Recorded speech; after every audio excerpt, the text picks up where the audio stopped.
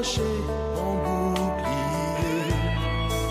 Ce vent si fort me donne des peines à avancer. Je sais qu'en toi... Bonjour auditeurs, auditrices de Radio Mwanda et bienvenue dans votre émission chrétienne Eau Vive. Nous sommes heureux encore cet après-midi d'être avec vous, comme tous les mercredis d'ailleurs. Je ne suis pas seule, je me présente, je suis la sœur Doris et les autres vont se présenter également. D'accord. Bonsoir peuple de Dieu, bonsoir auditeurs, auditrices de Radio Mwanda. Vous êtes bel et bien à votre émission dénommée Eau Vive. Nous émettons dans Radio Mwanda, la fréquence est 94, je crois, .2 FM. Qu'il soit béni, la radio des proximités, c'est ça l'info des proximités. Ici, nous sommes à titre évangélique, nous voulons parler de notre Dieu, du Créateur, Jésus-Christ de Nazareth. Je m'appelle Blanchard Mavungu, esclave de Dieu. Alléluia. Nous ne sommes pas seuls, nous sommes accompagnés des frères et des sœurs. Que Dieu soit béni. Bonsoir frères, bonsoir sœurs. Bonsoir. Que Dieu soit béni. Ok, aujourd'hui nous allons aborder un nouveau thème. Mais avant d'aborder ce nouveau thème, par la grâce de Dieu, nous allons rendre grâce à Dieu. Seigneur, nous te bénissons et nous te rendons toute la gloire. Nous prions que, Père éternel de Jésus, tu disposes toutes choses. Que cet auditeur, cette auditrice, Père, qui est câblé, Seigneur, dans sa maison, Seigneur, dans son bureau, à son lieu de travail, ou au marché, ou dans sa voiture, ou à bord de son taxi, Père, nous prions véritablement, Père, que ta parole produise du fruit, la parole qu'ils ont écouté à peine. Nous te rendons toute la gloire, Papa, sur nous, on a prié. Amen. Amen. Nous allons répondre à une question qu'un auditeur a posée la dernière fois. On n'a pas pu répondre rapidement. La question c'est... D'accord. L'auditeur disait bonsoir, mais pourquoi les autres utilisent les bouteilles d'eau, l'huile et les mouchoirs blancs? D'accord, la question c'est pour guérir, pour obtenir une guérison au nom de Jésus, pour obtenir une délivrance au nom de Jésus. L'auditeur pose la question, pourquoi alors d'autres prédicateurs de l'évangile ou d'autres serviteurs de Dieu, c'est cela, utilisent des bouteilles d'eau pour boire, pour être guéri, utilisent de l'huile d'onction, boire ou masser pour être guéri, utilisent des mouchoirs blancs pour recevoir la guérison. Oui, sœur, tu peux répondre à la question. C'est une question d'actualité qui mine beaucoup nos églises. Allez-y. Je ne sais pas trop. En fait, c'est sûrement leur inspiration à eux. Mais normalement, ce qui devait les conduire, c'est la parole de Dieu. Un peu plus fort, s'il vous plaît. C'est la parole de Dieu qui devrait les conduire par rapport aux actes qu'ils posent. Mais la parole nous dit que seule la parole guérit. Il se base sûrement sur certains actes que d'autres hommes de Dieu ont posés dans la parole de Dieu. D'accord. Et ça devient un peu comme quelque chose de récurrent pour eux. Un troisième micro, s'il vous plaît. On peut avoir un troisième micro. Vous avez terminé? Amen. D'accord. Je ne sais pas si un auditeur, un frère peut dire quelque chose. Frère, ils disent par rapport à la question. Allez-y. Oui, juste pour ajouter comme élément de réponse. Allez-y, frère. Oui, bon, moi j'ai également fait ce constat. Et je crois que... Je crois que ces prédicateurs de l'évangile, effectivement, ils se réfèrent de certains actes. Passe pas. Ok, un instant. Il va régler le technicien s'occupe de cela. Ok. Pour compléter la réponse, nous allons dire ceci. En fait, si des prédicateurs, un instant s'il vous plaît, veuillez nous excuser pour la petite coupure là, le technicien est sur le point de remettre un autre. Ok. Si certains prédicateurs de l'évangile, si certaines personnes ou certains hommes de Dieu demandent, s'il vous plaît, écoutez, à ce que des personnes qui ont le besoin d'être guéries, le besoin d'être délivrées, si il leur demande de boire de l'huile d'onction ou d'acheter des mouchoirs blancs ou de boire de l'eau, soi-disant, c'est l'eau de la guérison, c'est parce qu'ils ne sont pas enseignés, parce qu'ils ne connaissent pas le Seigneur. Parce que si on veut rester, en fait, nous voulons rester scripturaires. On veut rester sur la parole de Dieu. Lorsqu'on lit la Bible dans le psaume chapitre 107, le verset 19 à 20, la Bible dit clairement que Dieu envoyait sa parole et sa parole les guérit et les fit échapper de la fosse. Lorsqu'on lit par la grâce de Dieu, Matthieu chapitre 8, précisément le verset 16, la Bible dit Dieu chassa les démons par la parole de Dieu. Donc, cette parole que vous avez dans vos maisons, c'est-à-dire la Bible là. La parole de Dieu est puissante et elle se suffit à elle-même. On n'a pas besoin d'ajouter autre chose à la parole de Dieu.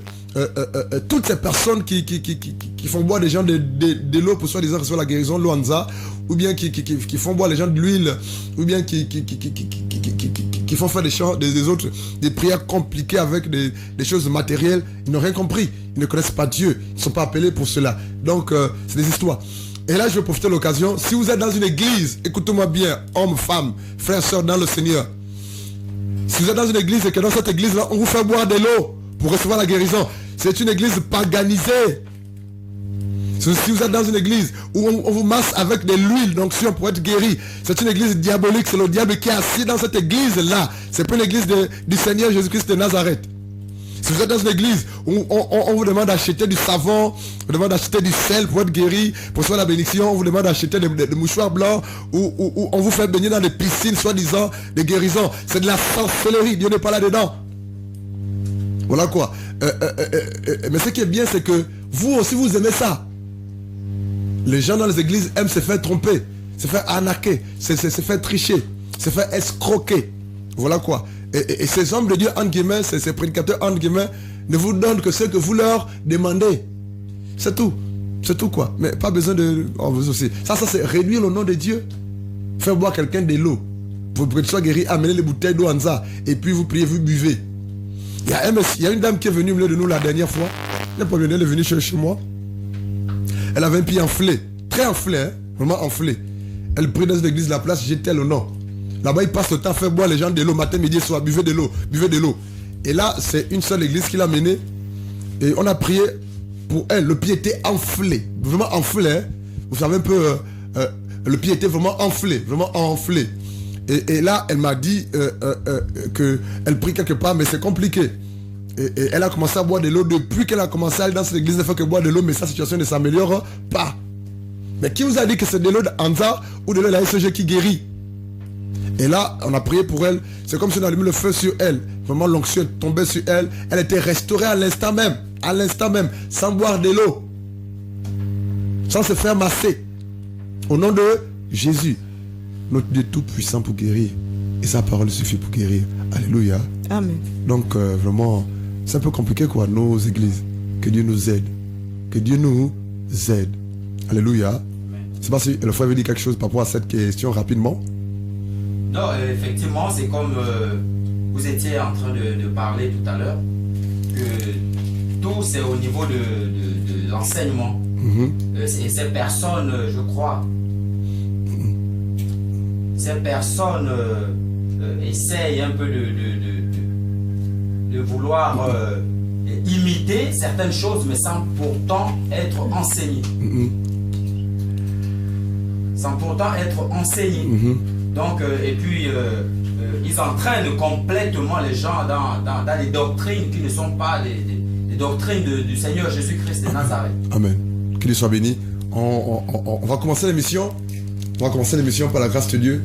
Que Dieu soit béni. Ok, je n'écoute pas vraiment. On va commencer l'émission. Allons-y. Nous allons prendre la Bible dans Deutéronome chapitre 18. Deutéronome 18. On va se contenter de 2 micros là. Deutéronome 18. Le verset 18. Allons-y, s'il vous plaît, sœur. Deutéronome 18, verset 18. Je leur susciterai un prophète comme toi, du milieu de leurs frères, et je mettrai mes paroles dans sa bouche, et il leur dira tout ce que je lui commanderai. Amen. Le verset 18 dit ceci. Je leur susciterai du milieu de leurs frères un prophète, comme toi, Moïse. Je mettrai mes paroles dans ma bouche, et il leur dira tout ce que je lui commanderai.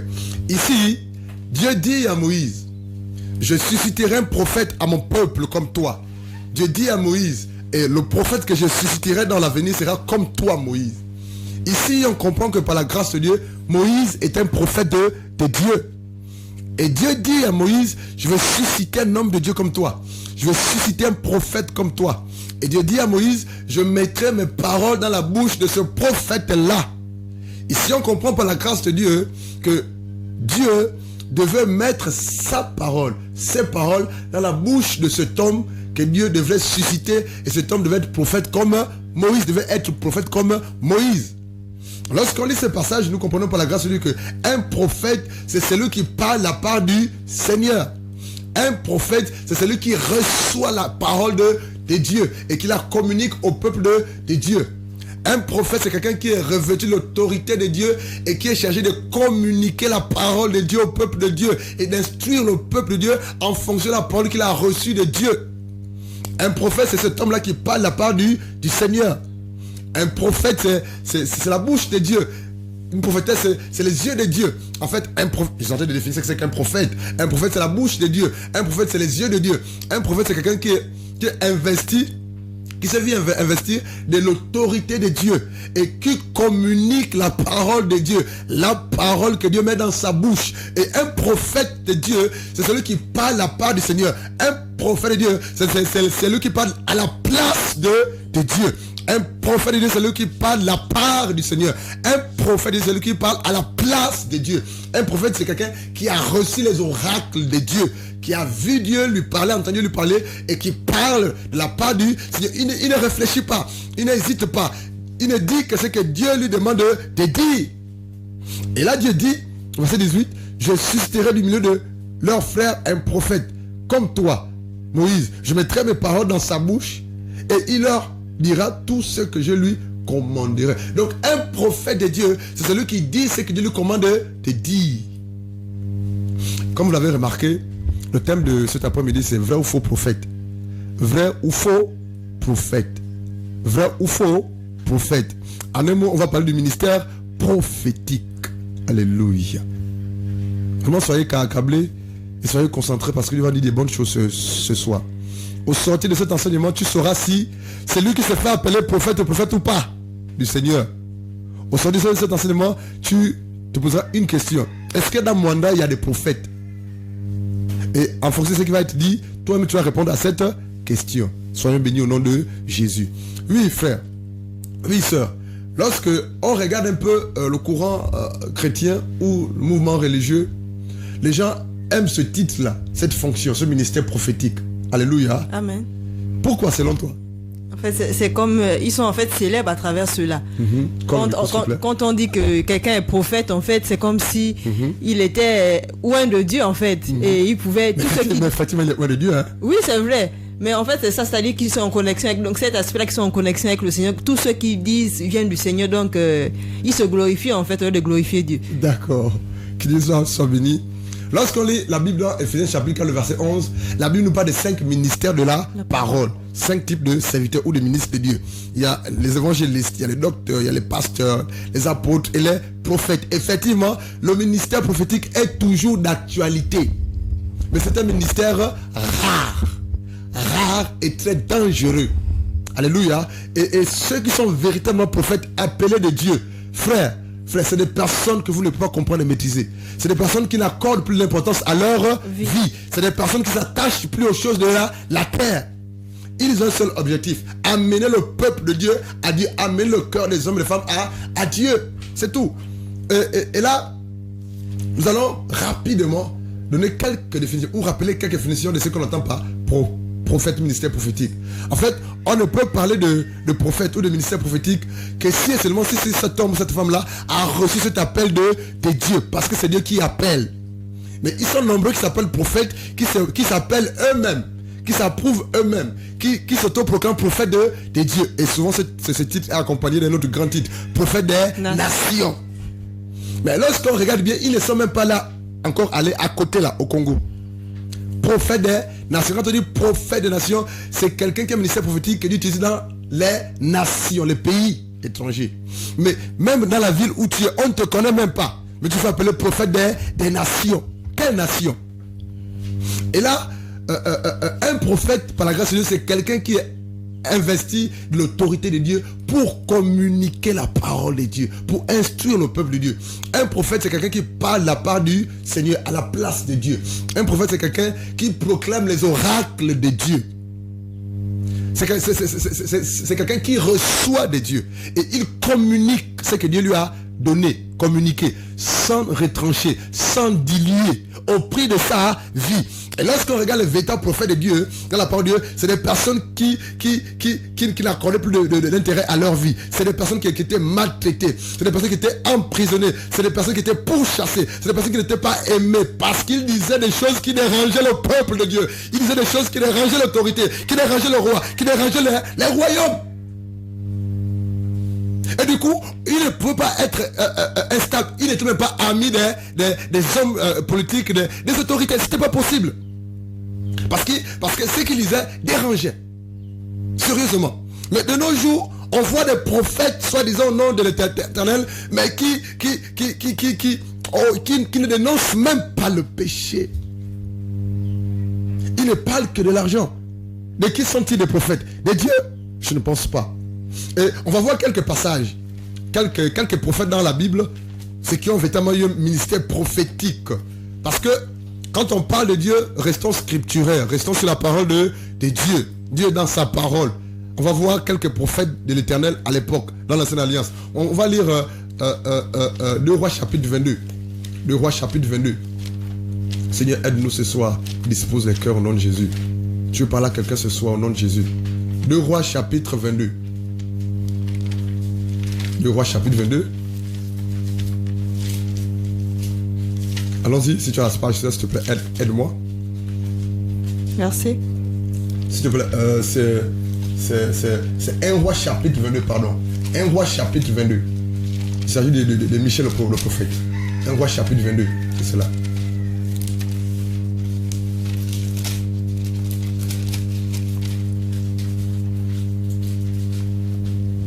Un instant. Nous vous rappelons que vous êtes dans votre émission Au Vive. Numéro de téléphone par lesquels vous pouvez nous faire des SMS, le 02 28 60 34, le 02 28 60 34.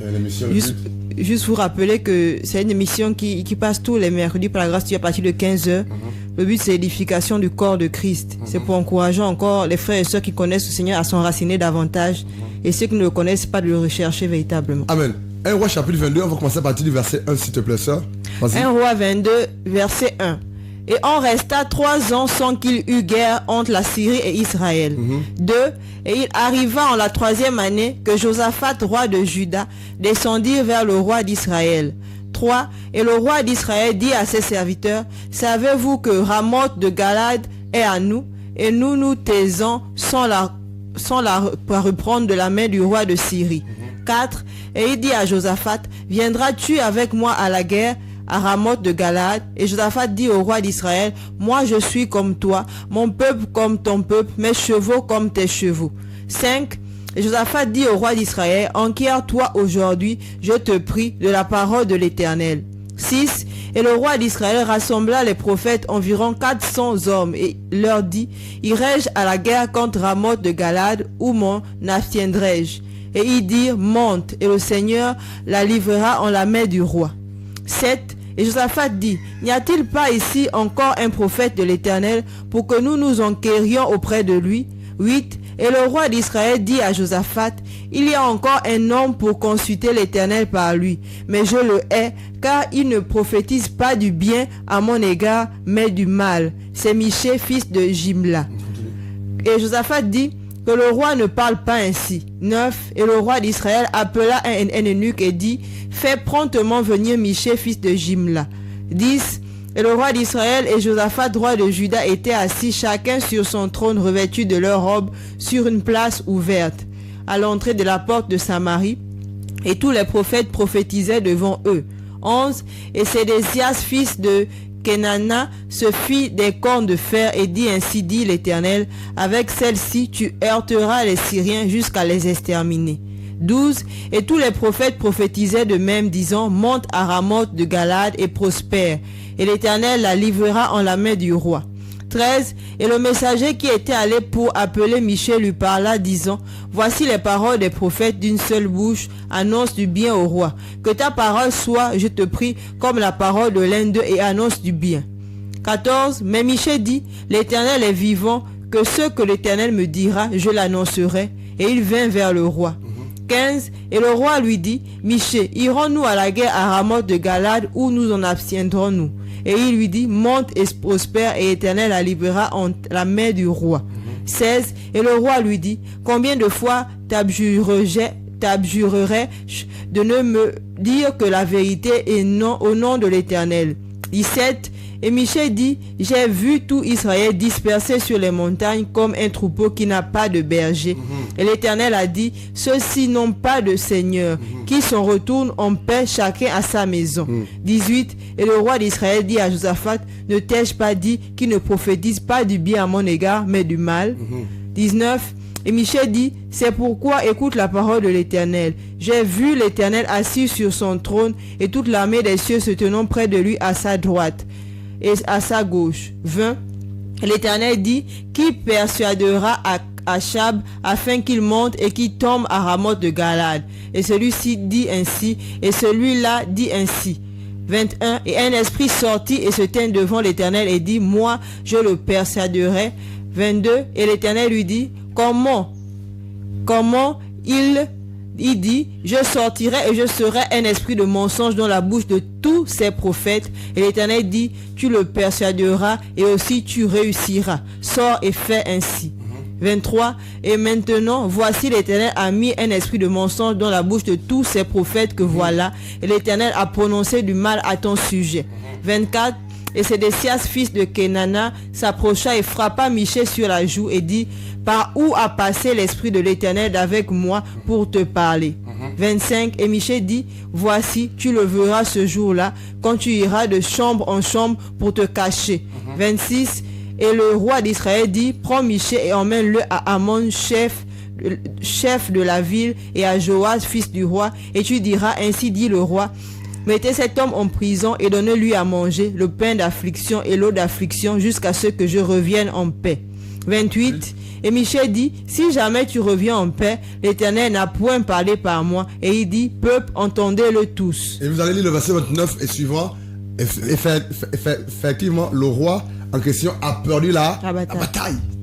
Ici, au verset 1 de 1 roi chapitre 22, la Bible dit, on resta 3 ans sans qu'il y ait guerre entre la Syrie et Israël.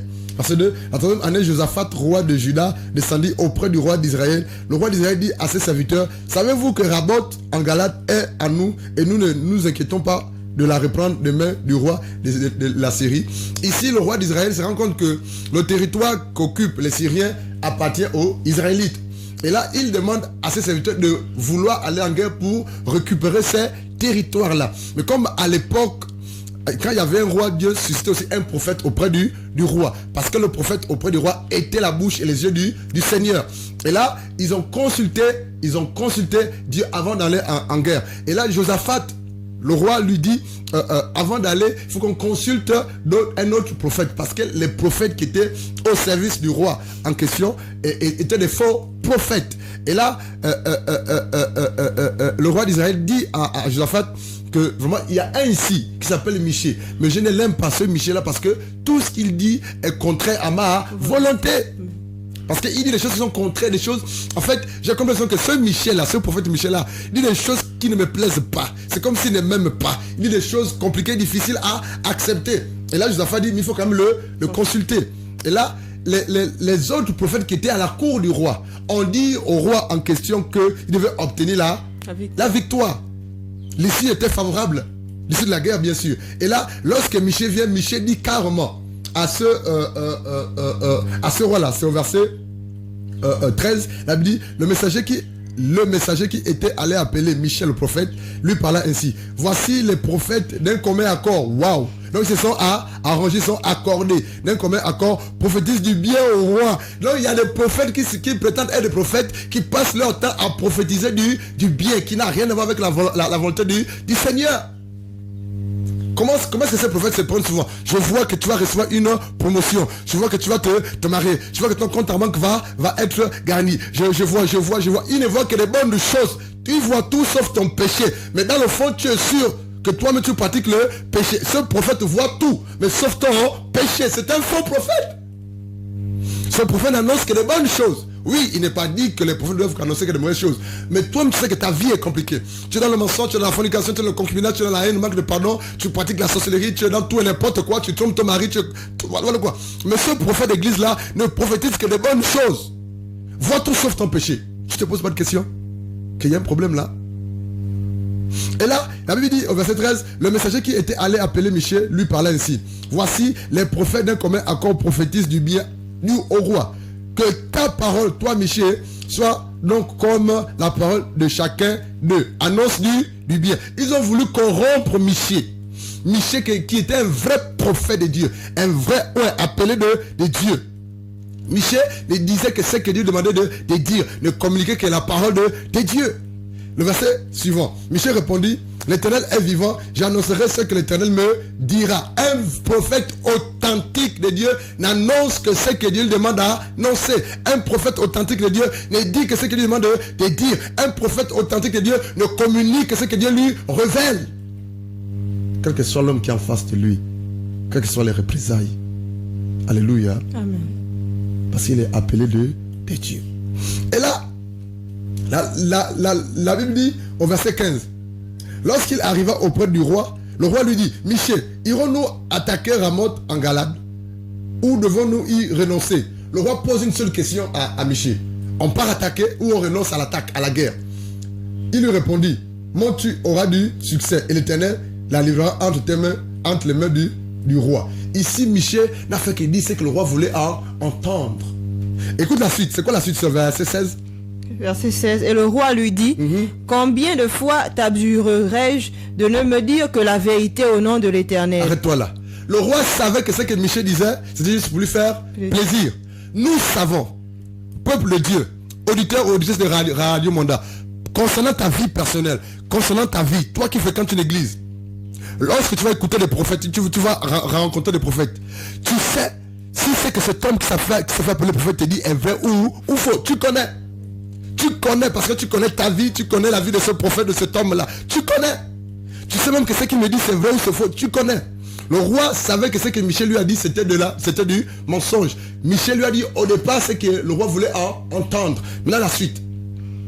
Verset 17. Et Michée dit, j'ai vu tout Israël dispersé sur les montagnes comme un troupeau qui n'a pas de berger.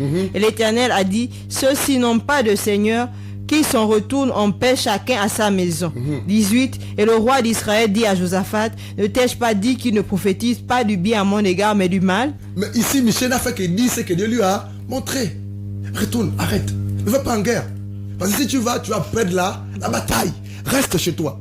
Ce que Michée lui a dit. Parce que c'est ce que Dieu lui a demandé de dire. Alléluia. Amen. Verset 19. Et Michée dit, c'est pourquoi écoute la parole de l'Éternel. J'ai vu l'Éternel assis sur son trône et toute l'armée des cieux se tenant près de lui à sa droite et à sa gauche. Et l'Éternel dit, qui persuadera Achab afin qu'il monte et qu'il tombe à Ramoth de Galade? Et celui-ci dit ainsi, et celui-là dit ainsi. 21. Et un esprit sortit et se tint devant l'Éternel et dit, moi je le persuaderai. 22. Et l'Éternel lui dit, comment? Et il dit, je sortirai et je serai un esprit de mensonge dans la bouche de tous ces prophètes. Achab avait des prophètes à son service. Une multitude de prophètes. Mais la Bible nous fait comprendre ici que tous les prophètes qui étaient autour d'Achab étaient des faux prophètes. Parce qu'ils ne prophétisaient que ce que Achab voulait entendre. Ils avaient un salaire à la fin du mois. Alléluia. Je prends un exemple simple. Toutes les personnes, hommes de Dieu, entre guillemets, qui veulent être des conseillers du président de la République, conseillers des sénateurs, conseillers des députés, conseillers des ministres. Homme de Dieu, il est conseiller du ministre. Il s'inspire de l'ancienne alliance parce qu'à l'époque, dans l'ancienne alliance, à côté du roi, il y avait un prophète, un serviteur de Dieu. Mais ce qui est bien, c'est qu'à côté de ce roi-là, le prophète qui était à côté de ce roi disait la vérité. Alléluia, au prix de sa vie. Mais de nos jours, dans la nouvelle alliance, les pasteurs actuellement, les hommes de Dieu actuellement, veulent être conseillers de ministre, conseillers de président. Ils ne disent pas la vérité à ces hommes-là. Ils sont corrompus parce qu'à la fin du mois, ils ont un salaire. Si cet homme te donne un salaire à la fin du mois, de manière véridique, si cette autorité te fatigue avec les cadeaux, les présents, mais tu auras tendance à ne pouvoir dire la vérité à cause des présents qui te corrompent. Il y avait une multitude de prophètes autour du roi Achab. Mais ces prophètes étaient corrompus, ils ne disaient pas la vérité. Et Dieu voulait apporter un jugement à l'endroit du roi Achab et de ses prophètes-là. Et Dieu a permis qu'un esprit de mensonge entre dans la bouche de tous ces prophètes-là. Ça veut dire quoi? Ça veut dire qu'il y a des prophètes qui prophétisent par le canal de l'esprit de mensonge. Continue ça. Et l'Éternel dit, tu le persuaderas et aussi tu réussiras. Sors et fais ainsi. 23. Et maintenant, voici l'Éternel a mis un esprit de mensonge dans la bouche de tous les prophètes que voilà. Et l'Éternel a prononcé du mal à ton sujet. 24. Et Sédécias, fils de Kenana, s'approcha et frappa Michée sur la joue et dit, par où a passé l'esprit de l'Éternel avec moi pour te parler? 25. Et Michée dit, voici tu le verras ce jour-là, quand tu iras de chambre en chambre pour te cacher. 26. Et le roi d'Israël dit, prends Michée et emmène-le à Amon, chef de la ville, et à Joas, fils du roi, et tu diras, ainsi dit le roi, mettez cet homme en prison. Amen. Va directement au verset 26, s'il te plaît. Verset 26. Et le roi d'Israël dit, prends Michée et emmène-le à Amon, chef de la ville. 1 Roi chapitre 22, le verset 26. Et le roi d'Israël dit, prends Michée et emmène-le à Amon, chef de la ville, et à Joas, fils du roi. Et tu diras, ainsi dit le roi, mettez cet homme en prison et donnez-lui à manger de peine d'affliction et l'eau d'affliction. Qui a été mis en prison ici? C'est le prophète. Le prophète Michée. Pourquoi? Parce qu'il a dit la vérité. Il a dit au roi, ne va pas en guerre. Parce que si tu vas en guerre, tu vas perdre la bataille. Et le roi n'a pas apprécié. Alléluia. Amen. Et ceux qui étaient autour du roi n'ont pas apprécié. Ils ont fait arrêter Michée. Ils ont mis Michée en prison. Verset 26. 28. Vas-y. Et Michée dit, si jamais tu reviens en paix, l'Éternel n'a point parlé par moi. Et il dit, peuple, entendez-le tous. Regardez un prophète. Un prophète. Alléluia. Au prix de sa vie, il dit au roi. Le roi est l'équivalent du président de la République. Un roi, c'est quelqu'un qui dirige un royaume. C'est ça, non? Amen. Au prix de sa vie, ce prophète Michée dit au roi, n'y va pas. Si tu vas en guerre, tu vas perdre. Mais le roi voulait aller en guerre. Et le prophète qui était autour du roi, on dit au roi, vas-y, tu auras la victoire. Mais Michée a dit, vous n'aurez pas de victoire. Et si vous obtenez cette victoire-là, c'est que Dieu n'a pas parlé de moi. Ma bouche. Effectivement, lisez la suite de ce passage-là. Ils ont perdu la bataille. Michée est allé quand même en prison. On va lire 1 Samuel chapitre 24. 1 Samuel 24. Lisons quelques passages qui montrent un peu le travail que certains prophètes authentiques de Dieu ont fait dans l'ancienne alliance. 2 Samuel 24, le verset 1 et suivant. Vas-y. 2 Samuel 24. 2 Samuel 24. 2 Samuel 24. Dernier chapitre d'ailleurs de 2 Samuel. 2 Samuel 24.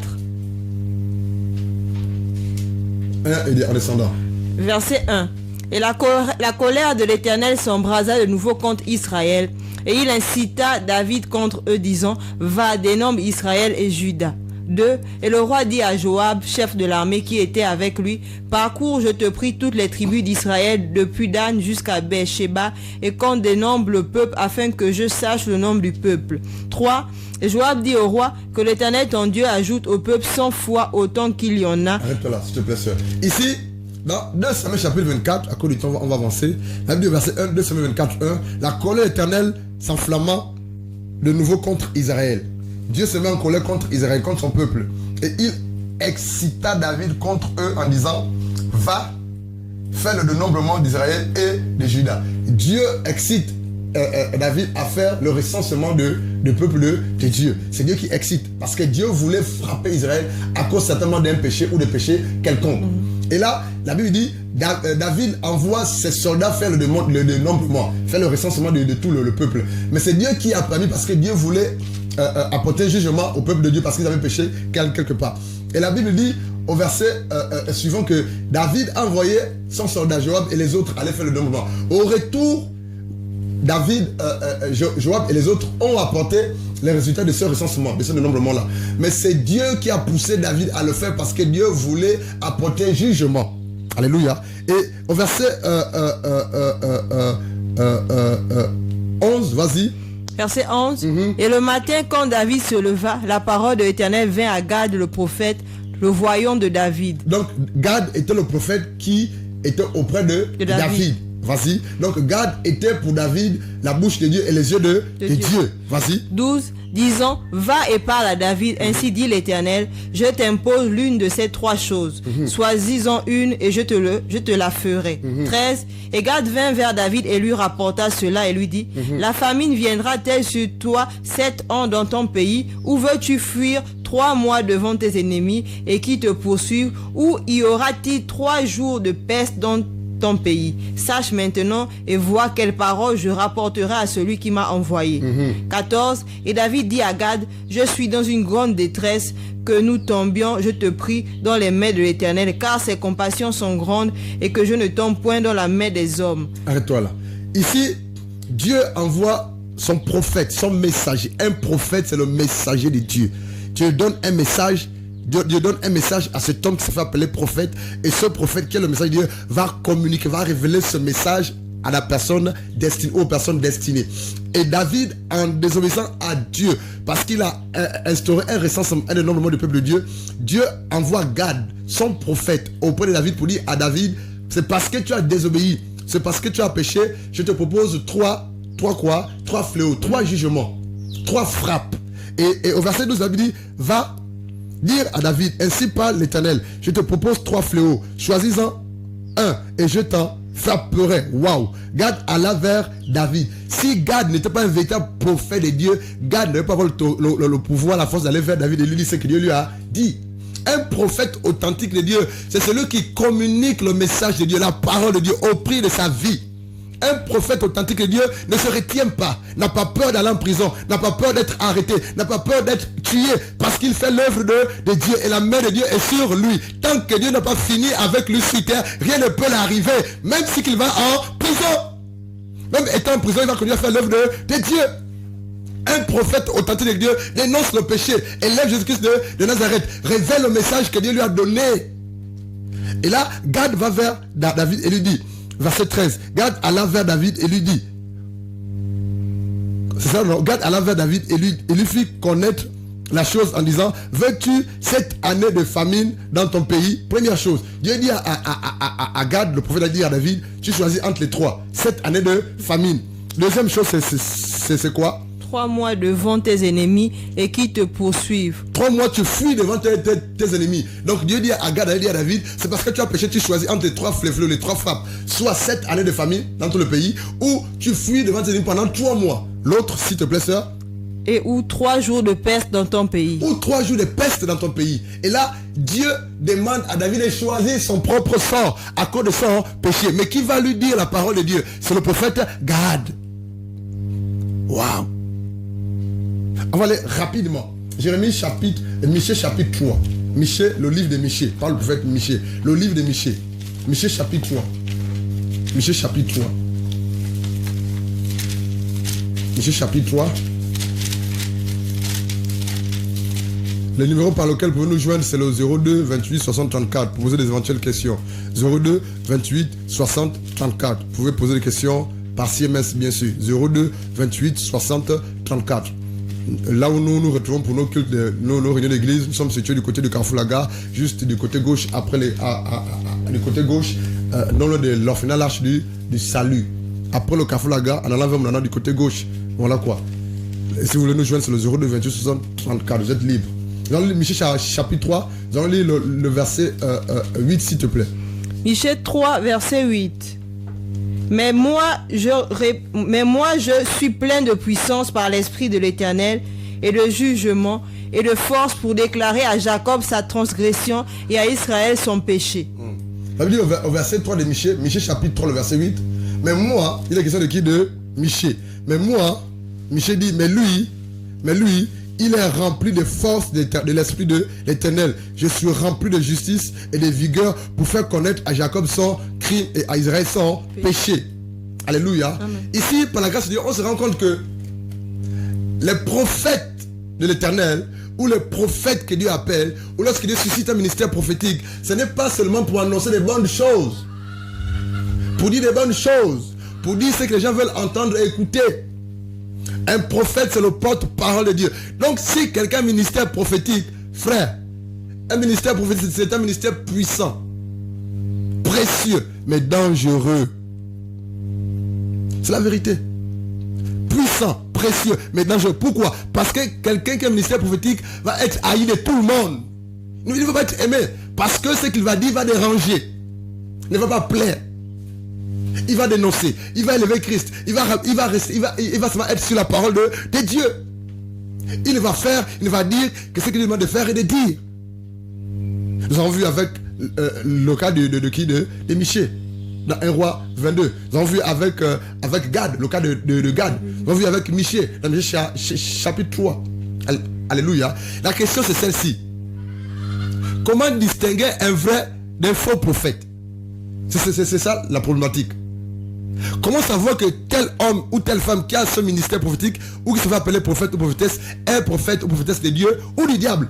Parce que c'est l'un ou l'autre. Soit dans son ministère prophétique, il glorifie Dieu ou il glorifie le diable en fonction de ce qu'il fait. Soit il a été appelé par Dieu ou il est appelé par le diable. C'est tout.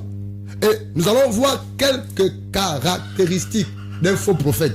Qu'est-ce qui peut caractériser un faux prophète? Alléluia. Vrai ou faux prophète? Lorsque, par la grâce de Dieu, nous lisons la Bible dans Deutéronome chapitre 18. Allons Deutéronome chapitre 18. Deutéronome chapitre 18.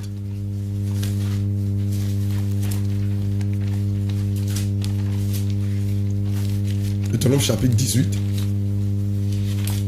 Vas-y. Le verset 20 seulement. Deutéronome 18, 20. Deutéronome 18, verset 20. Seulement le prophète qui prétendra dire en mon nom une parole que je ne lui aurais pas commandé de dire, ou qui parlera au nom d'autre Dieu, ce prophète-là mourra. Alléluia. C'est le verset 20. Mais le prophète qui aura l'audace de dire à mon nom une parole que je ne lui aurais point commandé de dire, ou qui parlera au nom d'autre Dieu avec petit d, c'est cela, ce prophète-là sera puni de mort. Ici, quand on parle de faux prophètes ou des caractéristiques de faux prophètes, il y a ceux-là qui parlent au nom de faux dieux. Je ne sais pas si vous comprenez ça, sœur. Alléluia. Ils parlent au nom d'un faux dieu ou d'un petit dieu ou de faux dieux. Quel exemple de faux dieu, sœur, que tu connaisses? Le dieu du Bouiti, par exemple. Le dieu du Bouiti. Alléluia. Amen. Si vous allez consulter un ganga ou un bouddhiste pour qu'il vous dise des choses, mais ce qu'il vous dira, c'est du pipeau, c'est des histoires, c'est un faux prophète.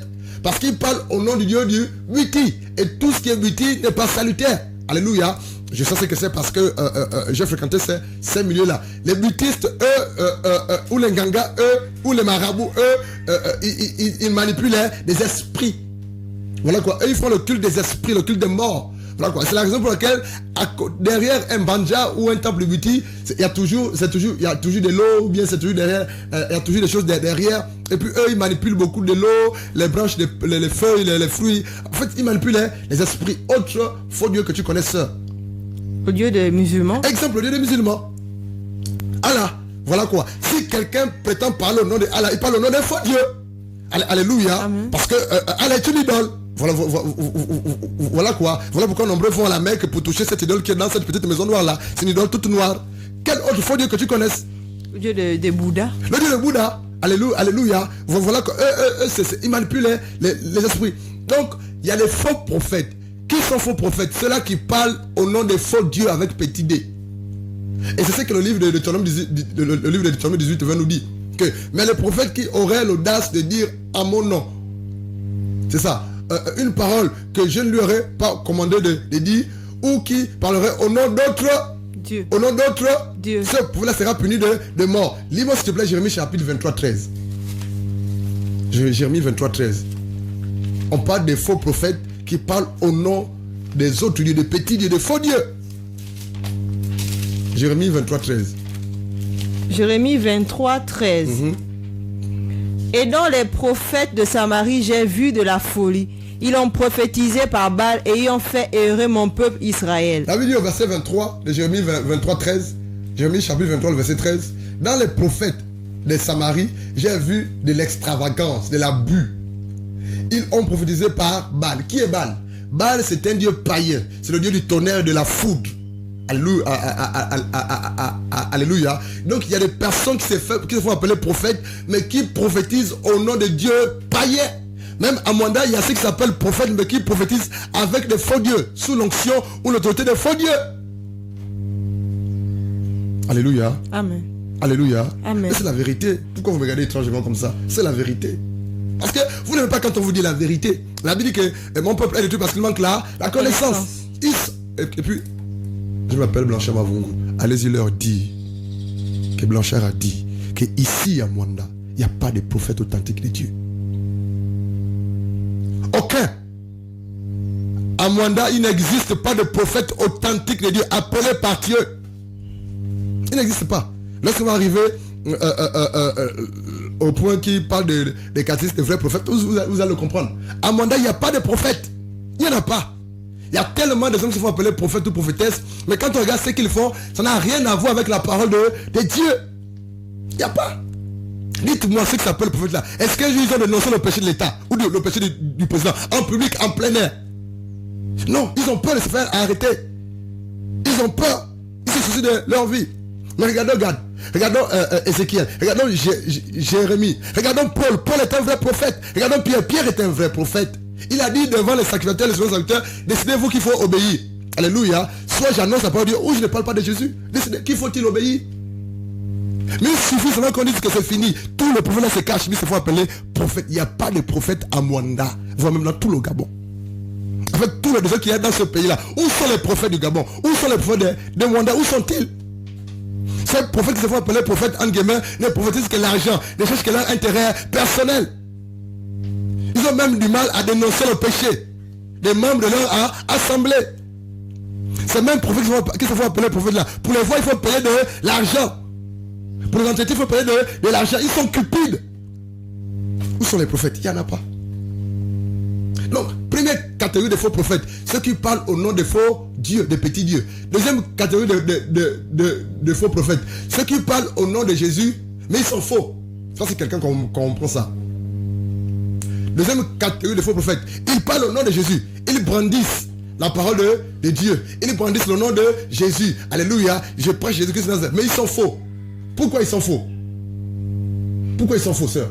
Ils sont faux parce que même ils ne mettent pas en pratique cette parole. Parce qu'ils ne vivent pas la parole de Dieu. Ils ne mettent pas en pratique la parole de Dieu. Ils n'enseignent pas la vraie parole de Dieu au peuple de Dieu. Ils sont faux. Et ils sont nombreux comme ça. Je suis prophète de l'Éternel. Je suis prophète des nations. Mais tout ce qu'ils font n'a rien à voir avec la parole de Dieu. Ils vendent la parole de Dieu. Ils diluent la parole de Dieu. Ils cachent la vérité au peuple de Dieu. Ils vendent leur onction. Ils vendent l'autorité que Dieu leur a donnée. Ils retiennent les gens sur l'ancienne alliance, dans l'ancienne alliance. Ils font faire des gens pour détruire l'hôtel, pour détruire les hôtels de ta famille, il faut payer de l'argent. Ils vendent leurs manteaux, leurs vestes à prix d'argent. Ils se font appeler prophètes. Ils demandent aux gens d'amener la terre de la boue de leur quartier pour mettre ça dans les églises et marcher dessus. Ça, c'est de la sorcellerie. Ils demandent aux gens de boire de l'eau, demandent à boire de l'huile. Ils font vendre les gens les mouchoirs, les savons, mais ils se font appeler prophètes. Ils ne sont pas des prophètes de mon Dieu. Ils ne sont pas prophètes de Jésus-Christ de Nazareth. C'est pas possible. Parce que le Dieu créateur, Jésus-Christ de Nazareth, un Dieu saint, véritable, ne peut pas permettre que son serviteur fait quoi? Vende la parole de Dieu. Si tu as été appelé par Jésus-Christ de Nazareth, soi-disant pour prophète, mais fais l'œuvre de Dieu véritable avec amour. Mais les prophètes de maintenant vendent tout. Vendent tout. Vendent tout. Ils vendent tout. J'ai appris qu'ici à Montréal, il y a une église où quand tu rentres, un côté c'est les cadres, de l'autre côté c'est les macailles, il paraît. Mais ça c'est de la sorcellerie. J'ai appris qu'ici à Montréal, il y a une église où matin, midi et soir, il faut boire de l'eau pour être guéri. Et la bouteille d'eau en question là, c'est du pétrole avec un peu de l'essence. C'est comme ces 20 000 francs là, la bouteille. Mais il y a quand même des hommes normaux qui ont un peu fait l'école, qui se laissent arnaquer, tromper. Mais c'est un ganga, c'est pas un prophète de Dieu. C'est pas une église de Jésus-Christ de Nazareth. Ça c'est une fausse église, et c'est des faux prophètes, c'est des faux serviteurs de Dieu. Mais ce qui est encore plus grave, c'est que c'est à cause de ces gens de personnes, ces gens d'assemblée-là, que le nom de notre Dieu tout-puissant, Jésus-Christ de Nazareth, est blasphémé dehors chez les païens. Mais où sont les vrais prophètes authentiques de Dieu qui disent que ça c'est pas de Dieu? Ça c'est pas Dieu. Ils ont peur. Où sont-ils les prophètes de Mwanda? Où sont-ils? Au contraire, ils sont dans les associations de pasteurs, les associations d'église. Vous pensez que Dieu va appeler quelqu'un pour des associations de pasteurs? Tu vas t'associer à un pasteur qui est dans le faux? Tu vas t'associer à une église qui vend la parole de Dieu? Où sont les prophètes? Il y a tellement de prophètes à Mwanda, mais Mwanda est dans les ténèbres. les jours, c'est le même thème dans nos séminaires. C'est le même thème dans nos campagnes d'évangélisation. Détruire les hôtels. Mais depuis que ces hôtels ont été un hôtel, non? Depuis que ces hôtels ont été détruits, les vies des Rwandais ne changent pas. Mais tout le temps détruit les hôtels. Mais dites-leur que après avoir détruit un hôtel, il faut maintenant vous sanctifier, vous accrocher à Jésus-Christ de Nazareth. Dites-leur que lorsqu'un démon est chassé de quelqu'un, il va dans les lieux arides. Mais lorsqu'il revient, il se rend compte que cette personne-là n'a pas de sa vie. Jésus lui dit, il revient plus fort et plus nombreux. Mais prêchons dans nos églises la crainte de Dieu, la sanctification. Prêchons dans nos églises la crainte de Dieu, la haine du mal, l'obéissance à la parole de Dieu. Vous verrez les vies être changées, restaurées. Mais où sont les prophètes de Dieu soi-disant? Les 7 clés du succès. Vous pensez que c'est moi pour nous les 7 clés du succès? Où sont les prophètes? Je ne vois pas en Mwanda, il n'y a pas de prophètes de Dieu. Tous c'est des mendiants, c'est des escrocs. Où sont-ils les prophètes? Donnez-moi le nom d'un prophète que vous connaissez. Je peux vous en donner quelques noms. Ils ne sont pas des prophètes, je les connais. Il y a un qui m'a arrêté la dernière fois parce que j'ai dit que tu es un faux prophète. Il a dit que je vais t'emprisonner. Un petit comme toi. Je ne sais pas si tu peux chasser un démon, mais c'est Jésus qui chasse les démons. Où sont-ils les vrais prophètes? Ça couche avec les filles dans les églises. Que Dieu pardonne. Que Dieu nous pardonne. Que Dieu nous pardonne. Alléluia. Amen. Que Dieu nous pardonne. Que Dieu nous pardonne. Le cœur de Dieu est blessé. Que Dieu nous pardonne. Il y a cette catégorie de prophètes. C'est ce qui mentent au nom de Jésus-Christ de Nazareth. Il y en a qui se disent prophètes. Ils ne sont pas appelés dans ce ministère-là. Alléluia. Mais ils aiment le Seigneur. Mais ils se forcent le ministère prophétique. Ils sont faux. Il n'y a pas l'appel prophétique. Ils n'ont pas le ministère prophétique. Ils se font appeler prophètes. Mais ils aiment le Seigneur. Mais ils forcent ce couloir-là. Ils forcent à exercer Dieu dans ce couloir-là. Ils sont faux. Alléluia. Il y en a qui sont chrétiens. Voilà, que de leur vie à Jésus. Mais qui se disent prophètes. Mais la main droite, c'est la Bible. Et la main gauche, c'est quoi? Les fétiches. C'est des faux. Je prends un exemple simple. Ici, à mon avis, vous allez remarquer qu'il y a beaucoup d'églises qui font boire les gens, qui font les gens les bains spirituels. Alléluia. Amen. Mais ça, c'est pas de Dieu. À des fois, j'ai rencontré une femme qui se fait masser nue pour obtenir un bébé. Jésus a-t-il massé une femme pour qu'elle enfante? Non. Pierre a-t-il massé une femme pour qu'elle enfante? Non. Jérémie a-t-il massé une femme pour qu'il enfante? Non. Mais pourquoi se faire masser avec l'huile d'onction pour soi-disant recevoir un bébé parce que Jésus stérile? Où est la parole de Dieu? Alléluia. Amen. C'est facile de remarquer et de distinguer les faux prophètes. Ils prêchent pour leur propre ventre. Ils servent Dieu pour leur intérêt. Ils mettent l'argent devant. Alléluia. Amen. Pour les entretiens, il faut payer. Pour le déplacement, il faut payer. C'est des faux prophètes. Ils ne prennent qu'un seul verset biblique. Ils le plaquent comme ça là, ils décortiquent des choses, mais qui n'ont rien à voir avec ce verset biblique là. Un prophète doit connaître la parole de Dieu. Doit connaître la doctrine, la parole de Dieu. Doit c'est la vraie doctrine, la saine doctrine. Un prophète doit amener le peuple, le cœur des hommes à Dieu. Un prophète, allons-y. On va prendre la Bible dans Exode chapitre 4, verset 8. Exode 4. S'il te plaît, rappelle le numéro de téléphone. Pour que on peut nous... Vous rappelons que vous pouvez nous joindre au 02 28 60 34. Au 02 28 60 34. Exode 4, s'il te plaît. Verset. Le verset 8, s'il te plaît. Exode 4, verset 8. Et il arrivera que s'ils ne te croient pas et n'écoutent pas la voix du premier signe, ils croiront à la voix de l'autre signe. Lis le verset 9. Verset 9. Et il arrivera que s'ils ne croient pas même à ces deux signes et n'écoutent pas ta voix, tu prendras de l'eau du fleuve et tu la verseras sur le sec, et l'eau que tu auras prise du fleuve deviendra du sang sur le sec. Ici, nous avons lu dans le Deutéronome chapitre 18 que c'est notre texte de base. Dieu dit à Moïse, je vais susciter un prophète comme toi. Donc Moïse était un véritable prophète de Dieu. Alléluia. Amen. Et le prophète qui va être comme Moïse, c'était Jésus-Christ de Nazareth. C'était sur terre physiquement. Et là, ici nous sommes à l'autre dernier point, les caractéristiques d'un vrai prophète de Dieu. Les caractéristiques d'un vrai prophète de Dieu. Et pour être un vrai prophète de Dieu, il faut être appelé par Dieu. Alléluia. Amen. Pour être un vrai prophète, il faut être appelé par Dieu. Et il dit, l'autre caractéristique, il faut que par la grâce de Dieu, ce vrai prophète-là, les signes, les premiers miracles là, l'accompagnent. Je crois qu'il y a une question. C'est cela? Il fait chaud vraiment, vas-y. Mais puisque vous dites qu'un prophète parle de la part de Dieu, est-il possible que Dieu ne parle qu'à une seule personne dans une assemblée, à un frère ou une sœur? D'accord. Que Dieu soit béni. Très bonne question. Dans l'Ancienne Alliance, l'Esprit de Dieu était accordé à 4 catégories de personnes. 4. Les prophètes, les rois, les sacrificateurs et les juges. Dans l'Ancienne Alliance, l'Esprit de Dieu était accordé à 4 catégories de personnes. Les prophètes, les rois, les juges et les sacrificateurs.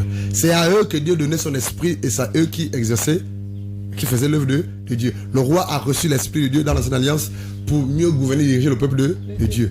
Le prophète reçoit l'esprit de Dieu dans l'Ancienne Alliance. C'était pour recevoir de Dieu les oracles, la parole de Dieu pour communiquer au roi pour qu'il puisse bien gouverner le peuple de Dieu. Le sacrificateur reçoit l'onction de Dieu ou l'esprit de Dieu dans l'Ancienne Alliance. C'est pour faire des sacrifices, prier pour le peuple de Dieu, enseigner la parole de Dieu au peuple de Dieu. Et le juge, dans le livre des juges, reçoit l'esprit de Dieu, c'était pour aller délivrer le peuple qui était tombé en captivité à cause de leur péché. Amen. Maintenant, dans la nouvelle alliance, l'esprit de Dieu est accordé à toutes les personnes qui se repentent de leurs péchés et qui donnent leur vie à Jésus-Christ de Nazareth. Alléluia. Amen. Et là, nous sommes en train de parler du ministère prophétique. Dieu peut se révéler. Dieu peut parler à tout enfant de Dieu, à tout chrétien, à toute chrétienne. Alléluia. Maintenant, en matière du ministère prophétique, tout le monde n'a pas le ministère prophétique. C'est Dieu qui appelle quelqu'un, une femme, à ce ministère-là, à ce service-là. Les 5 ministres de la parole. Alléluia. Maintenant, concernant le ministère prophétique, tout le monde ne peut pas être prophète. Par rapport au ministère.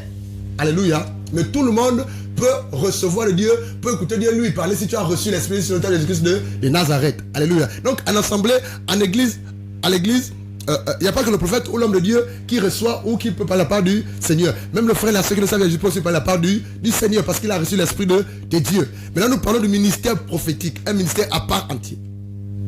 Et ce ministère-là, il y a des critères, il y a des conditions. Et quand quelqu'un reçoit ce ministère-là, le ministère prophétique, on ne peut pas le comprendre, on ne peut pas l'arrêter. On ne peut pas l'embrigader. C'est-à-dire on ne peut pas l'étouffer ou l'empêcher de parler la part du Seigneur.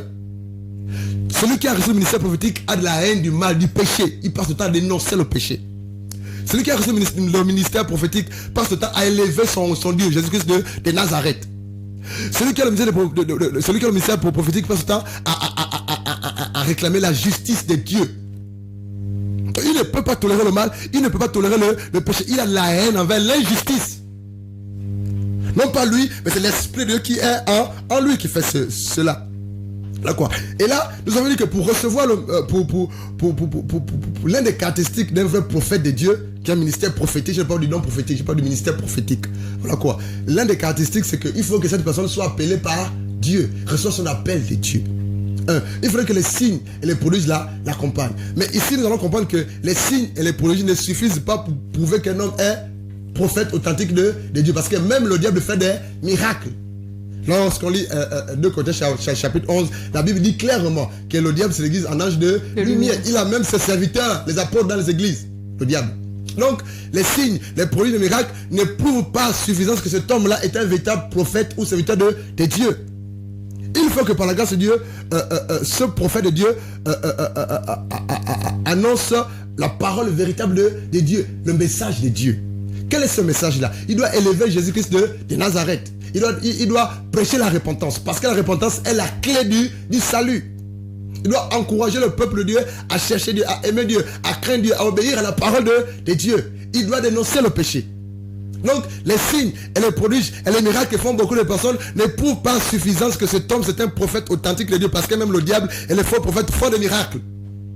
Alléluia. Amen. Il faut aussi que, véritablement, que ce prophète-là, que ce qu'il déclare comme prédilection ou comme prophétie, voilà quoi, ça s'accomplisse. Alléluia. Amen. Si un prophète de Dieu dit des choses et que ça ne s'accomplit pas, c'est un faux prophète. Il faut qu'il soit appelé de Dieu. Il faut que les signes l'accompagnent, mais ça ne suffit pas. Il faut que ce qu'il dit, ce qu'il proclame comme prophétie, comme parole, ça s'accomplisse. Mais ça ne suffit pas, parce que même le diable aussi fait des prophéties. Alléluia. Donne des oracles. Il faut que ce prophète-là enseigne la vraie doctrine de Dieu, la vraie parole.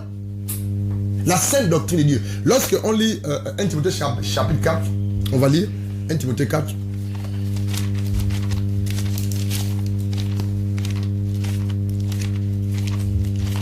faut que ce vrai prophète, ce prophète-là, enseigne la saine doctrine. 1 Timothée 4, verset 1 en descendant. 1 Timothée 4, verset 1. Or, l'Esprit dit expressément qu'au dernier temps, quelques-uns apostasieront de la foi, s'attachant à des esprits séducteurs et à des enseignements de démons. 2. Disant des mensonges par hypocrisie, ayant leur propre conscience cautérisée. 3. Défendant de se marier, prescrivant de s'abstenir des viandes que Dieu a créées pour être prises avec action de grâce. Arrête-toi là, s'il te plaît. 1 Timothée 4, 1. Mais l'Esprit dit expressément que dans les derniers temps, quelques-uns abandonneront la foi pour s'attacher à des esprits séducteurs et des doctrines des démons. Je prends un exemple simple. Vous êtes dans une église, par exemple, et puis le pasteur ou l'homme de Dieu décortique tout ce que le diable fait dans le secret. Le diable dort à gauche, s'il lève à droite, il attrape comme ça là, il attaque comme ça là, le diable mange là-bas, le diable fait comme ça là. Au lieu de nous parler de Jésus, on nous parle des tactiques du diable. Ça sert à quoi? C'est un faux prophète. Dans ses prédications, il parle du Mumbayano. Dans ses prédications, il parle de l'arc-en-ciel. Dans ses prédications, il parle de sorcier qui prend ton slip ou ton sous-vêtement qui va féticher. Et puis, c'est des histoires. En fait, ce sont les choses du quartier que les gangas racontent dans les quartiers.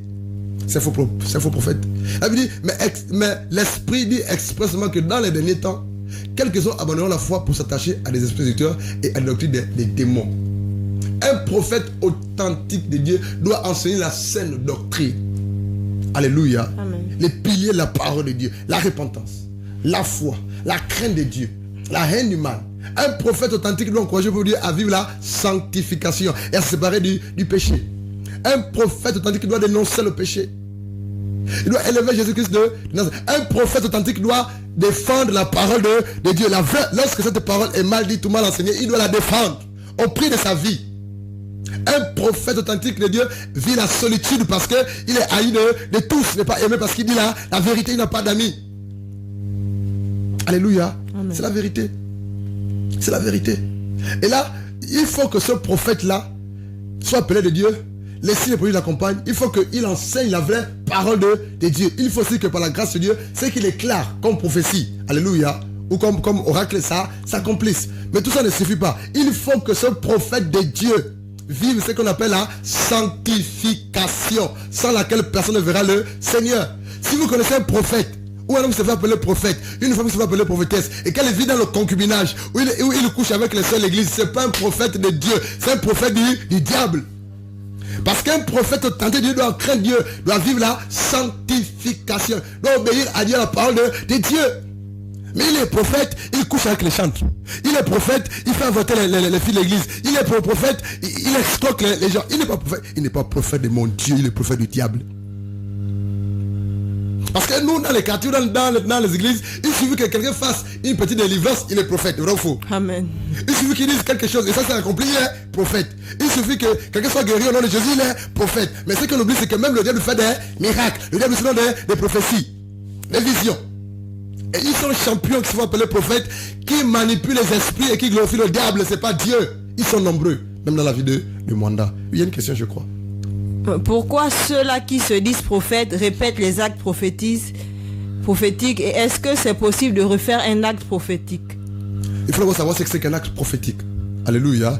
Un acte prophétique, je prends un exemple simple. Tu veux dire quelque chose? Quand on parle d'acte prophétique, acte.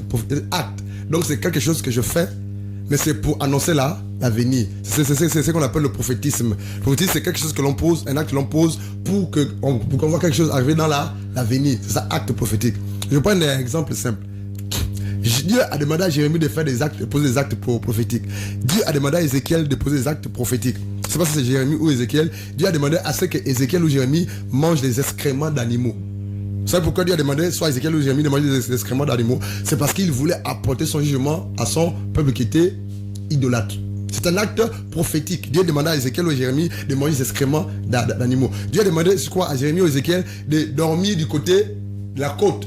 Alléluia. Parce qu'il voulait apporter son jugement. C'est ça les actes prophétiques. Autre acte prophétique. Dieu peut te demander de casser ce stylo-là. Et quand tu le casses, c'est son jugement qui arrive. C'est un acte prophétique. Mais c'est pas maintenant toutefois qu'il va demander de casser les stylos pour que Dieu apporte son jugement. Alléluia. Amen. Autre acte prophétique. Quelqu'un est malade par exemple. Amen. Et Dieu te dit, gifle-le à la joue gauche. Waouh. Alléluia. Il est malade, Dieu te dit, gifle-le à la joue gauche. C'est un acte prophétique. Deux choses se passent. Soit tu obéis, soit tu désobéis. Si tu obéis, si ça vient vraiment de Dieu, tu vas voir le miracle. Alléluia. Amen. Si ça ne vient pas de Dieu, rien ne se Passera. fera. Alléluia. Autre acte prophétique. Je me rappelle, il y a un monsieur qui était allé animer une campagne quelque part. Et une grande femme vient avec un gros ventre, une grossesse mystique. Une grossesse mystique. La dernière fois, on a prié pour une dame qui avait une grossesse mystique qu'elle a vomi à l'instant. Tu te rappelles la dame? Tu te rappelles la dame? Tu te rappelles pas, elle avait une grossesse mystique, on a prié pour elle. Elle a vomi, mais après, elle n'a pas voulu abonner son vin. Et sa cigarette est répartie dans le monde à fond. Et il y a un monsieur qui est allé quelque part pour une campagne d'addition. Et là, une homme vient devant pour prier parce qu'il avait une grossesse mystique depuis des années. Le ventre est toujours gros, une grossesse mystique. Oui, ça existe. Et là, je dis à ce monsieur, donne-lui un coup au ventre. Le gars s'arrête un moment, il regarde tout le monde. Il dit, là c'est grave. Il se dit dans son cœur, si dame secoue à cette femme-là, ce qui ne s'est fait, tout est gaspillé. Vrai ou faux? Amen. Alléluia. C'est ça l'acte prophétique. Il a obéi, donc il a tapé le coup au ventre, pas trop fort. Pouf! La femme a hurlé et il a compris un ballon qui s'est dépompé, pouf, qui s'est percé. Le ventre a diminué à l'instant même. Alléluia. Amen. Un acte prophétique, c'est ce que Dieu te demande de faire à l'instant pour qu'on voit le miracle arriver. Mais Dieu ne te demandera pas de faire la même chose plusieurs fois. Un acte prophétique, c'est fait une seule fois. Alléluia. Parce que Dieu veut faire quelque chose, il veut accomplir un miracle. C'est ça l'acte prophétique. Maintenant, qu'est-ce qui se passe? Maintenant, écoute bien. C'est parce que Dieu a demandé à quelqu'un de prier pour quelqu'un. Dieu lui a dit, fais-lui boire un verre d'eau. Alléluia. C'est un acte prophétique. Et la personne a donné le verre d'eau à la personne était guérie. Maintenant, pour lui, il va faire boire de l'eau à toutes les personnes qui sont malades. Ça, c'est de la sorcellerie. On ne comprend pas le langage de Dieu. Si beaucoup passent à côté parce qu'ils ne comprennent pas le langage de Dieu. Dieu a demandé à cet homme de poser un acte prophétique en priant pour cette personne, en lui faisant donner un verre d'eau. La personne est guérie. Maintenant, qu'est-ce qu'ils vont faire? C'est de là que vient la doctrine de boire l'eau tous les jours. Demande aux gens de boire les bouteilles d'eau, les bidons d'eau tous les jours là. Parce qu'une fois, Dieu demandait de faire boire quelqu'un un verre d'eau. Ça marchait. Maintenant, pour lui, toutes les fois, il faut faire boire de l'eau aux gens qui sont malades. Alléluia. Mais les actes prophétiques, c'est biblique. Parce que c'est fait une seule fois. Alléluia. Parce que Dieu, combien de fois Dieu a mis sa salive sur les yeux de quelqu'un? Combien de fois Jésus? Une seule fois. Mais est-ce que Jésus a voulu faire ça plusieurs fois? C'est un acte prophétique. Alléluia. C'est vrai. Restons bibliques. Y a-t-il une autre question? On comprend pas rapport à l'acte prophétique, non? Donc, les caractéristiques d'un vrai prophète. Un vrai prophète, par exemple, on l'a dit, doit craindre Dieu, doit vivre la sanctification. Un vrai prophète doit élever Jésus-Christ de Nazareth. Je prends un exemple. Il est vrai ou il est faux prophète, sœur Doris, cet homme, je vais illustrer. Il est vrai ou faux prophète, sœur Doris. Il parle de Jésus et il parle d'un autre homme. Il est vrai ou faux? Il élève Jésus et il élève un autre homme. Il est vrai ou faux prophète? Il est faux. Pourquoi? Parce que Jésus ne partage pas sa gloire avec un autre homme, avec une idole. C'est vraiment facile de distinguer des remarques que tel est vrai ou faux prophète. Alléluia. Autre question. Il est vrai ou faux prophète? Aujourd'hui, il prie pour toi, tu es guéri. Et demain pour demain, il te dit amène ce qui est écrit dans cette liste-là. Amène une casserole, amène la bougie, amène l'encens, prends un seau en aluminium, amène le parfum Saint-Michel, on va aller à la rivière faire le bain spirituel. Mais il a quand même prié pour toi la dernière fois et tu as été guéri. Et la dernière fois, il te dit, faisons cela. Il est vrai ou faux prophète? Il est faux. Il est faux. Alléluia. Il est faux. Donc, un prophète authentique de Dieu n'élève que Jésus-Christ de Nazareth comme Seigneur Sauveur personnel. Pourquoi? Parce que seul Jésus-Christ est mort à la croix. Seul il est ressuscité de sa tombe le 3e jour. Seuls les malades sont guéris au nom de Jésus. Seuls les démons sont chassés au nom de Jésus. Seule la vie éternelle est accordée par la personne de Jésus-Christ de Nazareth. Mais pourquoi comparer Jésus à un être humain, à une personne? Pourquoi élever Jésus, élever une créature de Dieu? Ça prouve qu'il est faux. Alléluia. Amen. Il est vrai ou faux prophète? On te baptise au nom d'un homme. Alors que la Bible dit, vous le baptisez au nom du Père, du Fils et du Saint-Esprit, au nom de Jésus. Mais il y a certaines églises qui font le baptême au nom des hommes physiques mortels. Il y a quand même des hommes qui se font baptiser comme ça. C'est qu'on a un problème. Il y a tellement de faux. Comment nous sommes sur les caractéristiques d'un vrai prophète. Il doit dénoncer le péché. Alléluia. Sans compromission. Alléluia. Alléluia. Amen. Alléluia. Dans toutes ces formes. Il dénonce le péché sous toutes ces formes. Et vraiment, c'est un peu ce que nous pourrions dire ce matin, cet après-midi, par rapport à ce thème qui est très riche et on ne peut pas tout dire. C'est parce que la sœur a quelque chose à ajouter. Rappelle le numéro de téléphone s'il te plaît. Juste rappeler que vous pouvez nous joindre par SMS au 02 28 60 34 au 02 28 60 34. Nous allons prendre nos Bibles rapidement. Non, Acte chapitre 26. Acte chapitre 26. Acte chapitre 26. On va lire le verset 16 à 18. Acte 26, verset 16 à 18. Mais lève-toi et tiens-toi sur tes pieds, car je te suis apparu afin de te désigner pour serviteur et témoin et des choses que tu as vues et de celles pour la révélation desquelles je t'apparaîtrai. 17. En te retirant du milieu du peuple et des nations vers lesquelles moi je t'envoie. 18. Pour ouvrir leurs yeux, pour qu'ils se tournent des ténèbres à la lumière et du pouvoir de Satan à Dieu, pour qu'ils reçoivent la rémission des péchés et une part avec ceux qui sont sanctifiés par la foi en moi. Amen. La Bible dit au verset 17, je t'ai choisi du milieu de ce peuple et du milieu des païens vers qui je t'envoie, afin que tu leur ouvres les yeux pour qu'ils passent des ténèbres à la lumière. L'une des missions des véritables serviteurs de Dieu ou des personnes qui exercent les cinq ministères de la parole, c'est de ouvrir les yeux des hommes et des femmes. Par quoi? Par le canal de l'évangile véritable. Alléluia. C'est de dire aux gens que l'évangile de Jésus-Christ est glorieux et puissant. Parce que la Bible dit dans Romains chapitre 1 là-bas que l'évangile est la puissance du puissant de quiconque croit. Donc un vrai prophète de Dieu a pour mission d'amener les uns les autres au salut. Au nom de Jésus-Christ de Nazareth. Un vrai prophète de Dieu ouvre les yeux des uns des autres, des hommes qui ne connaissent pas Dieu, par le canal de l'évangile véritable de Jésus-Christ de Nazareth. Un vrai prophète de Dieu se soucie du salut des âmes et non du portefeuille des âmes. Un prophète authentique de Dieu se soucie vraiment quoi de voir les uns les autres dans le Seigneur grandir. Alléluia. Grandir. Un prophète authentique de Dieu. Voilà quoi. Prêche l'évangile véritable pour voir les âmes être sauvées. Sauvées de quoi? De l'enfer. Et là la Bible dit, verset 17, je t'ai choisi du milieu de ce peuple et du milieu des païens vers qui je t'envoie afin que tu leur ouvres les yeux pour qu'ils passent des ténèbres à la lumière. Un prophète authentique de Dieu doit dire aux hommes, aux femmes que le péché c'est les ténèbres. Le concubinage c'est les ténèbres. La haine c'est les ténèbres. L'idolâtrie c'est les ténèbres. On ne doit pas prier Branham. On ne doit pas prier Philippe ou Kakou Philippe. C'est les ténèbres. Un vrai prophète authentique de Dieu n'élève que Jésus-Christ comme c'est le sauveur personnel. Ne présente au peuple de Dieu, aux nations, aux personnes que Jésus-Christ crucifié et ressuscité. Il dit, afin que tu leur ouvres les yeux pour qu'ils passent des ténèbres à la lumière et de la puissance de Satan à Dieu. Un prophète authentique de Dieu se soucie du transfert d'âme du royaume des ténèbres, de la puissance du diable vers le royaume de Jésus-Christ de Nazareth. Et pour ce faire, il doit leur annoncer l'évangile véritable. Tout à l'heure, j'ai discuté avec un monsieur à sa maison, que l'on suit, et il pouvait me dire que il priait quelque part. Voilà quoi. Et c'était compliqué.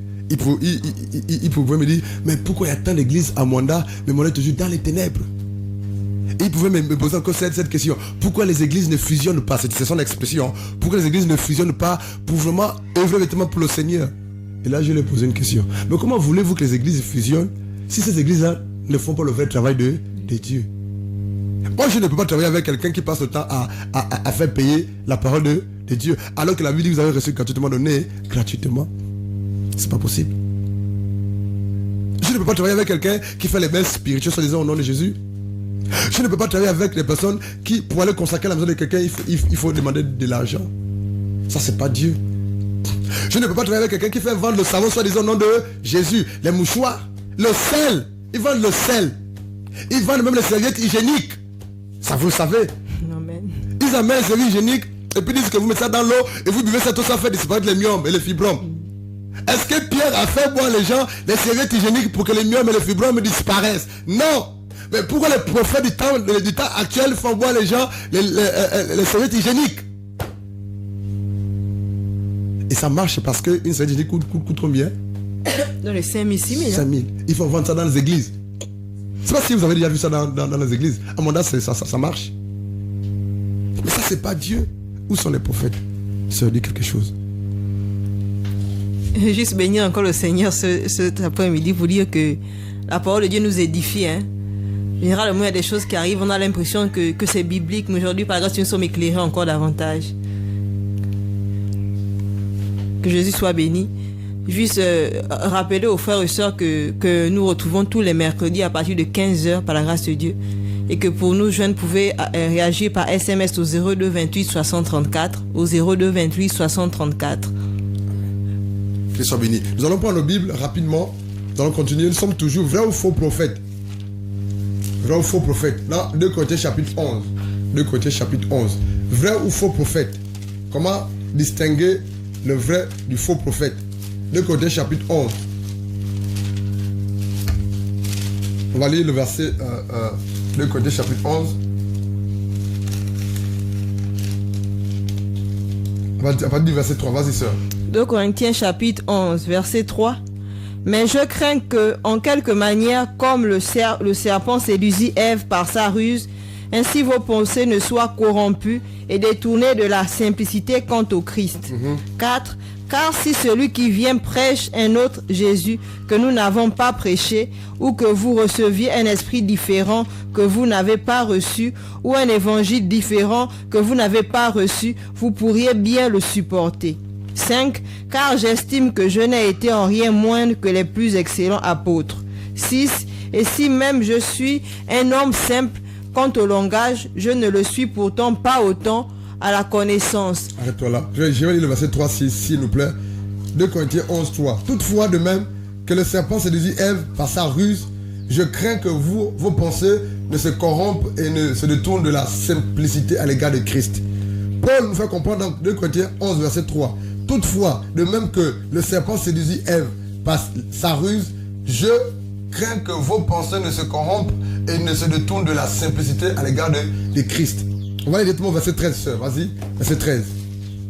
Verset 13. Car de tels hommes sont de faux apôtres, des ouvriers trompeurs, se transformant en apôtres de Christ. 14. Et ce n'est pas étonnant, car Satan lui-même se transforme en ange de lumière.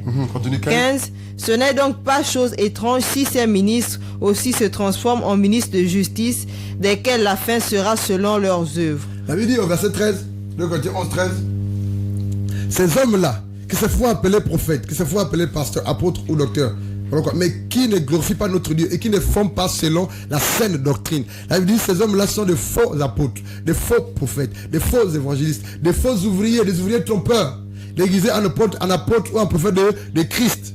Mais dans le fond, ils ne servent pas Jésus-Christ de Nazareth. Pourquoi? Parce que ce qu'ils posent comme acte, ce qu'ils enseignent comme parole ou ce qu'ils donnent comme message n'a rien à voir avec la parole de Dieu. Verset 14. Et cela n'est pas étonnant puisque Satan lui-même se déguise en ange de lumière. C'est parce que Satan se déguise en ange de lumière, Satan a aussi des serviteurs. Il y a des églises qui sont là rien que pour glorifier le diable. Il y a des serviteurs ou des pasteurs ou des prophètes ou des apôtres dans les églises qui sont des apôtres, des prophètes, des pasteurs, des évangélistes du diable. Comment ça? Parce que ce qu'ils font n'a rien à voir avec la parole de Dieu. Ils ne s'appuient pas sur la parole de Dieu. Jésus a guéri par sa parole. Il a délivré par sa parole. Il a restauré par sa parole. Il a béni par sa parole. Mais ces hommes vous diront, ces femmes vous diront, ajoutons autre chose à la parole de Dieu.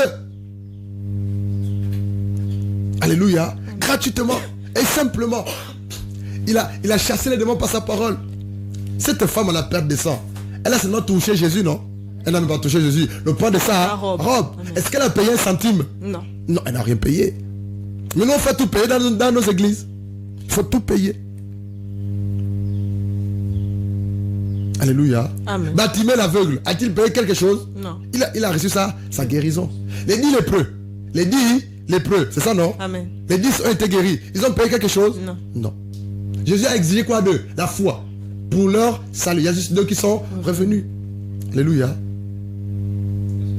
Un seul, hein, qu'il soit béni. Amen. Nous allons aller rapidement dans 2 Pierre chapitre 2. 2 Pierre chapitre 2. On parle des caractéristiques des vrais ou des faux prophètes. 2 Pierre chapitre 2, on va lire le verset 17 en descendant. Vas-y. 2 Pierre 2, le verset 17. chapitre 2, verset 17. Ce sont des fontaines sans eau et des nuages poussés par la tempête. Des gens à qui l'obscurité des ténèbres est réservée pour toujours. S'il te plaît, je vais commencer par du verset 15. 2 Pierre chapitre 2, verset 15. Après avoir quitté le droit chemin, ils se sont égarés en suivant la voie de Balaam, fils de Péor. Balaam, c'est un prophète qui monnayait son onction, son appel. Alléluia. Voilà quoi. C'est un peu ça. Continue. Je vais continuer. Fils de Péor, qui aima le salaire de l'iniquité. Verset 16. Mais qui fut repris pour sa transgression, une ânesse muette faisant entendre une voix d'homme arrêta la démence du prophète. Continue. 17. Ce sont des fontaines sans eau et des nuages poussés par la tempête. Des gens à qui l'obscurité des ténèbres est réservée pour toujours. 18. Car en prononçant d'orgueilleux discours de vanité, ils amorcent par les convoitises de la chair, par leur impudicité, ceux qui avaient depuis peu échappé à ceux qui vivent dans l'erreur. Arrête-toi là, je vais lire le verset 17. Ces gens-là sont des fontaines sans eau. Des fontaines sans eau. C'est-à-dire que vous avez déjà vu une fontaine, non? Mais vous ouvrez, mais rien, il n'y a pas d'eau qu'est-ce qui se passe? C'est juste un fond de bruit. Mais il n'y a pas de l'eau. Pourquoi c'est des fontaines sans eau? Parce que c'est pas Dieu qui les a appelés, c'est qu'ils font rien à voir avec la volonté de Dieu. Elle dit, ces gens sont des fontaines sans eau, des nuées qui chassent le tourbillon, l'obscurité des ténèbres. La Bible dit, leur est réservé. Verset 18. Avec les discours enflés de vanité. Tout ce qu'ils enseignent, tout ce qu'ils disent n'ont rien à voir avec le salut et la vie éternelle. Avec des discours enflés de vanité. Ils amorcent pas les convoitises de la chair. C'est cela. Par le dérèglement. Ceux qui viennent à peine d'échapper aux hommes qui vivent dans l'égarement. Verset 19. Verset 19. Leur promettant la liberté, eux qui sont esclaves de la corruption. Arrête-toi là. Ces hommes-là, ou ces prophètes-là, ces soi-disant prophètes-là, promettent la liberté, mais alors qu'eux-mêmes ils sont enchaînés par le péché. Alléluia. Amen. Et la preuve, c'est que soyons un peu intelligents, peuple de Dieu. Soyons un peu intelligents. S'il vous plaît. S'il vous plaît. Jésus-Christ est mort à la croix pour qu'on soit sauvé. Jésus-Christ a fait connaissance à la croix de Golgotha pour qu'on reçoive la vie éternelle. Question. Qu'est-ce qui amène les hommes et les femmes en enfer? C'est le péché. C'est le péché. Mais si dans une assemblée, on ne dénonce pas le péché, on ne parle pas le péché, est-ce que Jésus-Christ est là? Non. Non. Si Adam et Ève ont été chassés du jardin d'Éden, pourquoi Adam et Ève ont été chassés du jardin d'Éden? La désobéissance. C'est parce qu'ils ont désobéi, non? Ils ont péché, non? Amen. Mais il y a des églises où on ne parle que de... matin, midi et soir, prophétie. Matin, midi et soir, on ne prophétise que des choses compliquées, bidon. Il n'y a pas d'enseignement. On se plaît dans ça. Et la Bible dit au verset 19, ils leur promettent la liberté quand ils sont eux-mêmes esclaves de la corruption. Car chacun est esclave de ceux qui triomphent de lui. Verset 20, ça. 20. Car si après avoir échappé aux souillures du monde par la connaissance du Seigneur et Sauveur Jésus-Christ, étant de nouveau enlacés, ils sont vaincus par elle, leur dernière condition est pire que la première. Continue. 21. Car il leur eût mieux valu n'avoir pas connu la voie de la justice que de se détourner après l'avoir connu du saint commandement qui leur avait été donné. Arrêtons-nous un instant. Ici, 2 Pierre, après du verset 15, juste le verset précisément 20, nous parle des faux docteurs, des faux prophètes. Et ici, Pierre les compare à Balaam. C'est quoi l'histoire de Balaam? Balaam avait été appelé par le roi, un roi de la place, Balak, pour aller maudire le peuple de Dieu, moyennant de l'argent ou de présents. Là, quoi. Et là, Balaam exerçait son ministère moyennant de l'argent. Et actuellement, lorsqu'on regarde beaucoup des hommes de Dieu, beaucoup de femmes de Dieu, beaucoup d'églises, ils ne servent Dieu que pour l'argent et le matériel. Tout est centré sur l'argent. Tout est centré sur l'argent. Lorsqu'ils enseignent dans les églises, ils ne poussent les gens qu'à donner. Ils font les appels de fonds. Sont-ils de vrais ou faux serviteurs de Dieu? Faux. Alléluia. Amen. Que Dieu nous aide. Rappelez le numéro de téléphone. Nous vous rappelons que vous pouvez nous joindre au 02 28 60 34. Au 02 28 60 34. Dieu soit béni. Vas-y, sœur. Que penses-tu de ce thème? Je pense vraiment que c'est un thème qui édifie, hein. Parce que vraiment, c'est d'actualité, les prophètes. En fait, les hommes sont vraiment... Si on peut demander à un homme de Dieu, quel est le pont qu'il peut faire, il va dire la prophétie. Il peut faire être un prophète, on dit prophète des nations. Parce qu'il prophétise, il dit les choses et le peuple est vraiment égayé par rapport à ce qu'il dit. Et à travers cela également, il attire des hommes davantage à demeurer dans leur péché en fonction de ce qu'il dit en fait. Moi j'ai une question à nous poser. Que sert-il à un prophète de dire à quelqu'un, ton grand-père te mange, s'il n'arrive pas à faire en sorte que cet homme-là sorte de son péché? Que sert-il? Cela sert à quoi? Parce que nous rencontrons des personnes au milieu de nous qui viennent nous voir, nous disent que ces personnes nous disent que ce prophète nous a dit que j'ai un serpent dans le ventre. Ça c'est fréquent, hein? Je vois un serpent dans ton ventre. Après, quand on leur pose la question, est-ce qu'il a prié pour vous? Non. Mais que sert-il de dire à quelqu'un que ton problème c'est ça, si tu n'arrives pas à prier pour qu'il sorte de ce problème-là? Alléluia. Amen. C'est paradoxal. Amen. Que Dieu soit béni.